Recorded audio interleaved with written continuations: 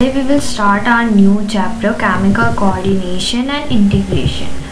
So first we learn about कि कैसे chemical coordination होता है हमारी बॉडी में with the help of हमारी बॉडी में chemical coordination होता है with the help of the hormones.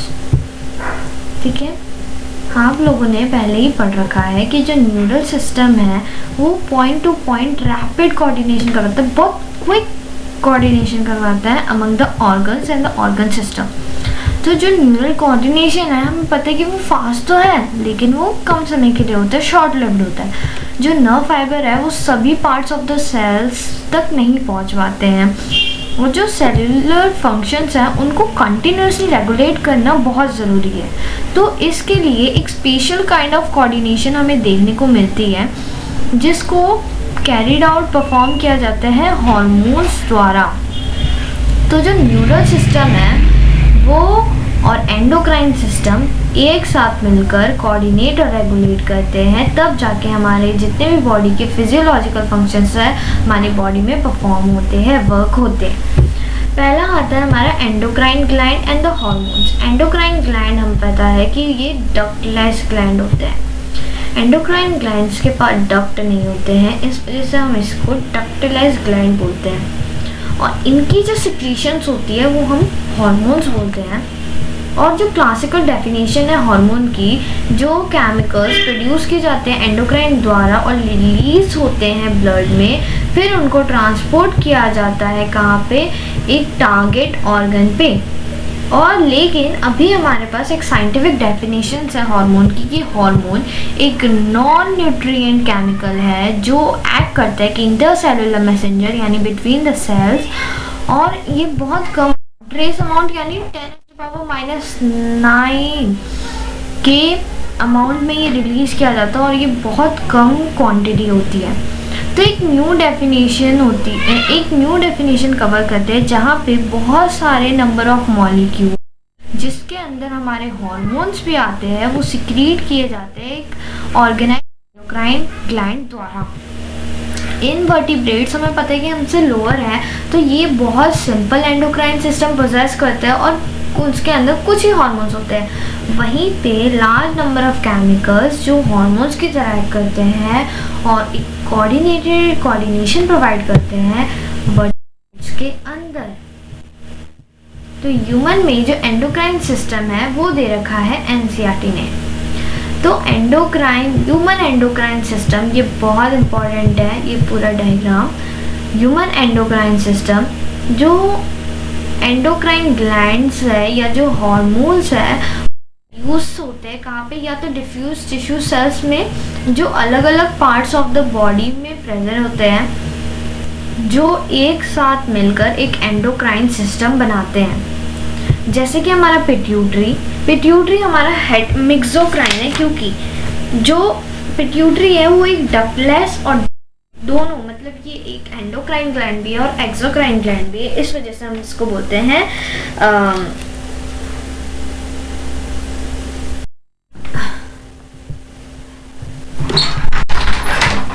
ठीक है. तो हम इसको क्या बोलते हैं, मिक्सोक्राइन ग्लैंड बोलते हैं. उसके बाद पीनियल हो गया, फिर thyroid, adrenal, pancreas, sorry pituitary नहीं, पैनक्रियाज एक मिक्सोट्रोपिक ग्लैंड है क्योंकि ये दोनों की तरह एक्ट करते हैं. पिट्यूटरी तो हमारे ब्रेन में प्रेजेंट है, ठीक है.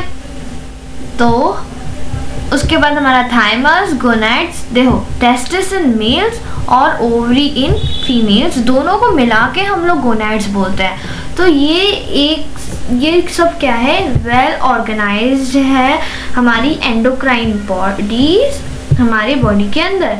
इसके साथ साथ कुछ दूसरे ऑर्गन्स भी है जो सिक्रीट करते हैं हार्मोन, जैसे कि हमारा गैस्ट्रो इंटेस्टाइनल ट्रैक्ट. अब देखो गैस्ट्रो वर्ड हम कहाँ पे इस्तेमाल करते हैं, स्टमक के लिए, और इंटेस्टाइन यानी हमारा इंटेस्टाइन. तो स्टमक और इंटेस्टाइन वाले ट्रैक्ट भी कुछ हार्मोन सिक्रीट करता है, लीवर सिक्रीट करता है, किडनी सिक्रीट करता है, हार्ट भी सिक्रीट करता है. ये सब क्या है, कुछ ना कुछ हार्मोन्स प्रोड्यूस करते हैं.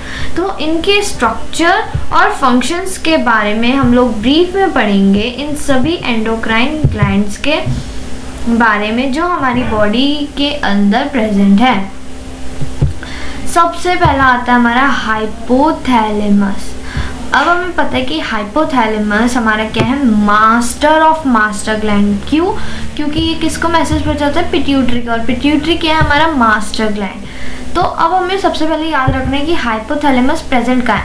हाइपोथैलेमस हमारा बेसल पार्ट ऑफ द डायसिफिलॉन। अब बेसल पार्ट याद रखना है, बेसल पार्ट इसलिए क्योंकि जो पीनियल ग्लैंड है वो हमारा डॉर्सल साइड में प्रेजेंट है, तो बेसल और डॉर्सल में कंफ्यूज ना हो जाए, इस वजह से जो बेसल पार्ट ऑफ डायसिफिलॉन है वहाँ पे हमारा कौन प्रेजेंट है, हमारा हाइपोथैलेमस प्रेजेंट है, और ये बहुत वाइड फंक्शन परफॉर्म करता है, बहुत सारे बॉडी फंक्शंस को रेगुलेट करता है। इसके पास कुछ सेवरल ग्रुप्स हैं। इसके अंदर बहुत सारे न्यूरोसेक्रेटरी सेल्स रहते हैं जिसका नाम है न्यूक्लियाई, जो हॉर्मोन्स प्रोड्यूस करता है, और ये जो हॉर्मोन्स है फिर ये रेगुलेट करते हैं, या तो फिर सिंथेसिस का काम या तो सिक्रीशन का काम रेगुलेट करते हैं, किसके, पिट्यूटरी ग्लैंड के। हाउएवर ये जो हॉर्मोन्स प्रोड्यूस किए जाते हैं हाइपोथैलेमस के, वो दो तरह के होते हैं, या तो वो रिलीजिंग होगा, रिलीजिंग हॉर्मोन्स यानी जो स्टिमुलेट करेगा किसका, function of the pituitary hormone, क्या उसको सिंथेसाइज करना है या उसको सिक्रीट करना है। इनहिबिटिंग हार्मोन से हमें पता चल रहा है कि वो रोकेगा secretion of the pituitary hormone को, ठीक है। पहला दे रखा है हमें स्टिमुलेटिंग हार्मोन, जो है हमारा gonadotropin releasing hormone GnRH।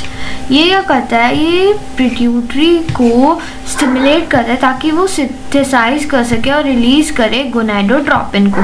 Gonadotropin के बारे में आगे हम लोग पिट्यूटरी ग्लैंड के बारे में ही पढ़ेंगे। दूसरी तरफ हमारा जो सोमैटोस्टेटिन है, सोमैटोस्टेटिन हमारा दूसरा हाइपोथैलेमस का एक हार्मोन है जो इनहिबिट करता है the release of the growth hormone.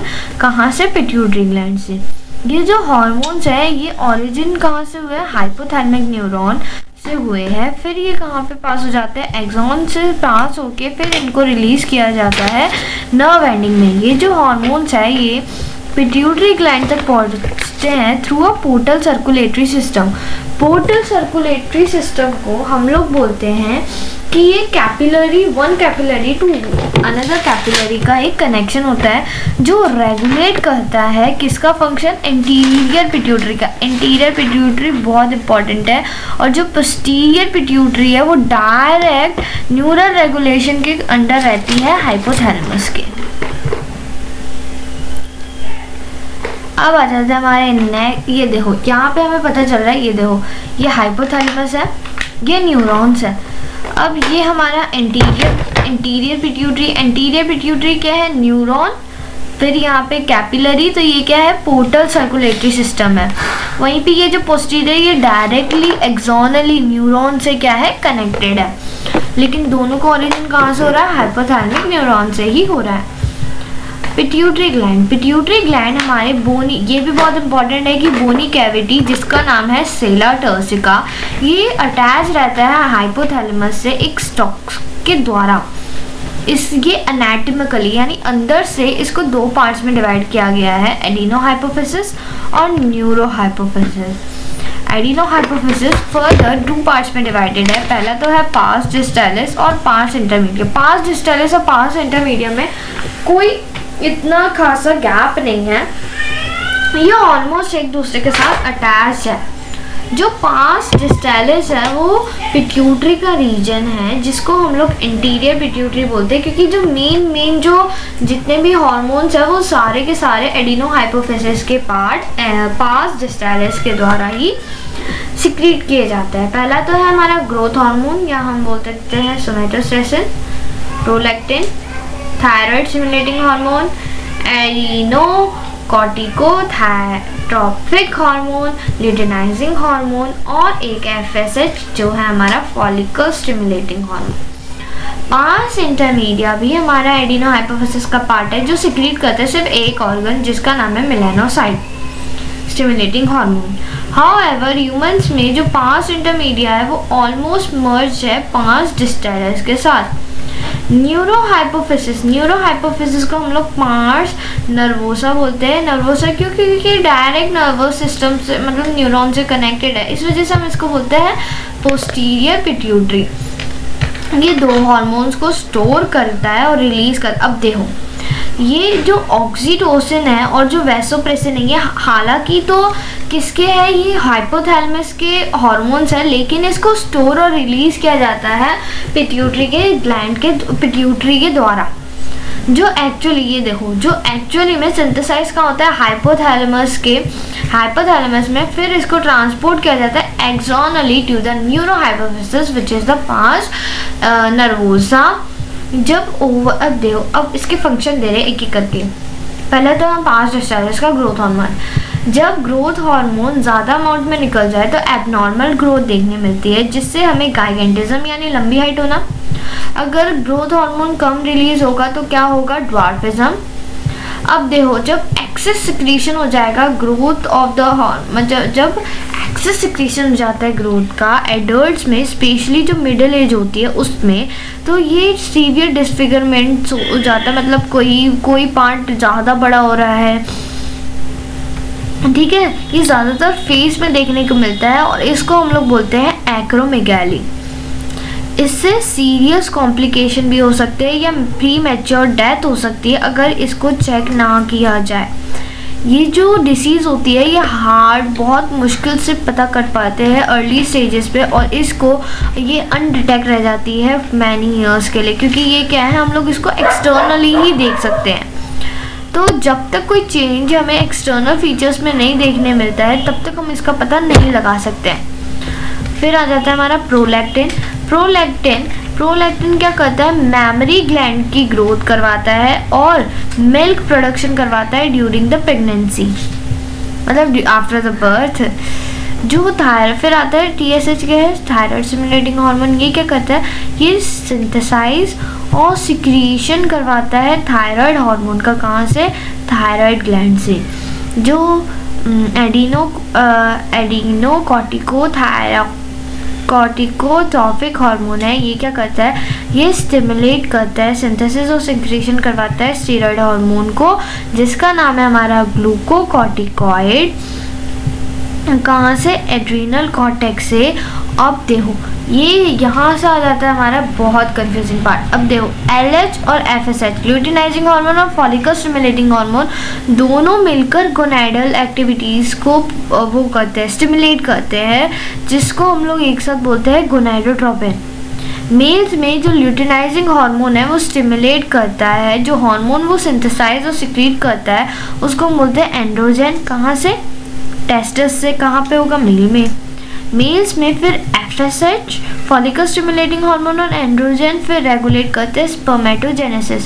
Spermatogenesis क्या है, process for the production of the sperms. Females के अंदर ये जो ल्यूटिनाइजिंग हार्मोन है ये क्या करवाता है, ओव्यूलेशन करवाता है, यानी प्रोडक्शन ऑफ द ओव्यूल्स या मैच्योर एग।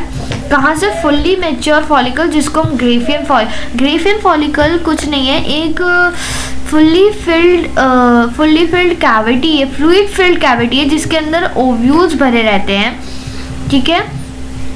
और ये कॉर्पस ल्यूटियम को मेंटेन करके रखता है, जो किससे बनता है, जब ये फट जाता है, मतलब जब ये फट जाता है तो जो एग्स है वो बाहर आ जाते हैं, और जब एग्स बाहर आ जाते हैं और जो ये बचा कुचा चीज़ है, रूमिनेंट्स है, इसको हम लोग बोलते हैं कॉर्पस ल्यूटियम।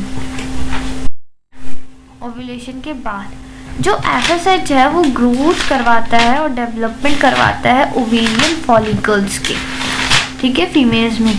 जो हमारे MSH है यानी मेलानोसाइट स्टिमुलेटिंग हार्मोन है वो किस पे, मेलानोसाइट पैक करता है। और मेलानोसाइट किसके लिए, मेलानिन कंटेन, मेलानोसाइट किसे बोलते हैं, मेलानिन साइट यानी सेल्स। ये pigmentation of the skin, eyes इन सब को स्टिमुलेट करता है, एक्ट करता है। ऑक्सीटोसिन क्या है, ये स्मूथ मसल करता है, स्मूथ मसल इनवॉलेंट्री होते हैं और ये कॉन्ट्रैक्शन में मदद करते हैं। फीमेल्स में ये क्या करते हैं, विगोरस कॉन्ट्रैक्शन करवाते हैं यूट्रस का, किस टाइम, चाइल्ड बर्थ के दौरान। और जो मिल्क इजेक्शन है, मिल्क इजेक्शन भी कौन करवाता है, मैमरी ग्लैंड से ऑक्सीटोसिन का। अब वैसोप्रेसिन, वैसोप्रेसिन को नाम हमने एंटी डायूरेटिक हार्मोन बोलते हैं। अब देखो जो किडनी है वो क्या करती है, रीअब्सॉर्प्शन करती है इलेक्ट्रोलाइट का, किससे, डिस्टल ट्यूब्यूल, जिसको हम पीसीडी या डीसीडी भी बोल सकते हो। तो ये क्या करवाती है, पानी का लॉस ना हो। अगर पानी का लॉस होगा तो क्या बोलेंगे, डायूरेसिस। और इसी को रोकने के लिए क्या है, एंटी डायूरेटिक हार्मोन यानी एडीएच। अब जब ये ख़राब हो जाता है, ये इफ़ेक्ट पड़ जाता है एडीएच में, तो इससे क्या हो जाता है, किडनी अपनी एबिलिटी खो देती है कि वो दोबारा से रीअब्सॉर्प्शन कर सके वाटर का। तो इससे क्या हो जाता है, डायबिटीज़ इंसिपिडस, क्योंकि जो यूरिन के थ्रू बहुत सारा पानी क्या हो जाता है, लॉस हो जाता है, जिसके कारण हमें डिहाइड्रेशन का केस देखने को मिलता है। फर्स्ट पार्ट में हम लोग सिर्फ पीनियल ग्लैंड तक पढ़ेंगे और थायराइड ग्लैंड के बारे में हम लोग नेक्स्ट पढ़ेंगे। पीनियल ग्लैंड छोटा सा है, हम इसको कंप्लीट कर लेते हैं। पीनियल ग्लैंड हमारा, ये देखो मैंने क्या बोला था शुरुआत में कि जो हाइपोथैलेमस है वो हमारा बेसल पार्ट पे प्रेजेंट होता है, ठीक है, basal part of the forebrain, diencephalon. तो ये कहाँ है, dorsal side of the forebrain. Pineal gland melatonin, अब देखो मेलेटोनिन, मेलानोसाइट, मेलानिन, ये सब कंफ्यूजिंग वर्ड है तो इसे हमें याद करना पड़ेगा। मेलेटोनिन बहुत इंपॉर्टेंट रोल प्ले करता है in the regulation of the 24 hour, और ठीक है 24 आवर की जो हमारी रिदम है उसको क्या करता है, उसको मतलब उसको मेंटेन करके रखता है। जैसे कि नॉर्मल रिदम जो होती है हमारी, जो स्लीप वेक साइकिल है उसको मेंटेन करता है, बॉडी टेम्परेचर मेंटेन करता है। और मेलेटोनिन मेटाबॉलिज्म को भी इन्फ्लुएंस करता है, पिगमेंटेशन को भी इन्फ्लुएंस करता है, और जो हमारी मेंस्ट्रुअल साइकिल है और हमारी डिफेंस कैपेबिलिटी को भी क्या करता है, वो करता है, इन्फ्लुएंस करता है। तो पार्ट 1 के लिए इतना ही। तो please like and subscribe to my channel.